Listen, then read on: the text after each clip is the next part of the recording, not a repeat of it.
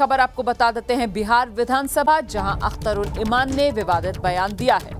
बिहार विधानसभा में एआईएमआईएम के विधायक अख्तरुल ईमान का बयान। एसआईआर पर सवाल नहीं, लेकिन टाइमिंग पर सवाल है, ये अख्तरुल ईमान की तरफ से कहा गया। सीमांचल के चारों जिलों में फरमान जारी कर दिया गया है। प्रमाण पत्र जारी क्यों नहीं किया जा रहा? टोपी देखकर कह देते हैं बांग्लादेशी हैं, ये कह रहे हैं अख्तरुल ईमान। अगर सीमांचल नहीं होता तो भारत दो टुकड़े हो गया होता।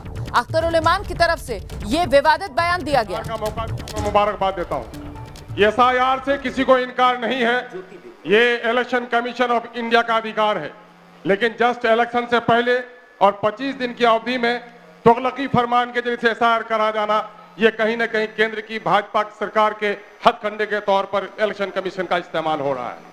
आज बिहार में 14% लोगों के पास सर्टिफिकेट्स हैं, 2% लोगों के पास ही सिर्फ पासपोर्ट है, या 70% गरीबों के बच्चे, दलित, जो निर्धन हैं, एसटी हैं, एसटी हैं, उनके पास कोई कागज नहीं है, और ये तुगलकी फरमान हमें प्रमाण पत्र दिखाने को कहता है।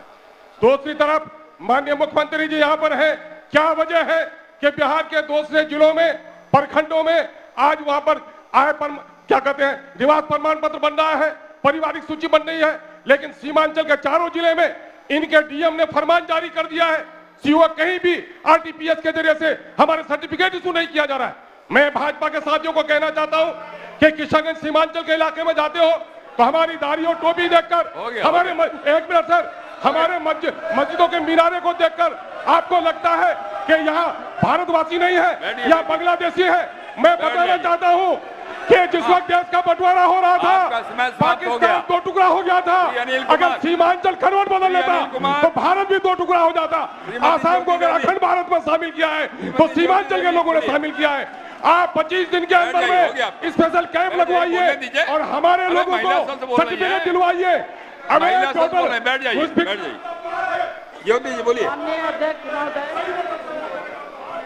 माननीय अध्यक्ष महोदय, आपको बहुत बहुत धन्यवाद।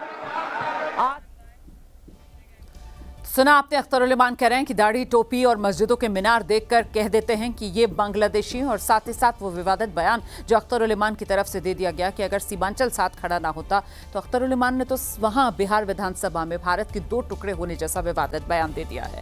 आगे बढ़ेंगे हम।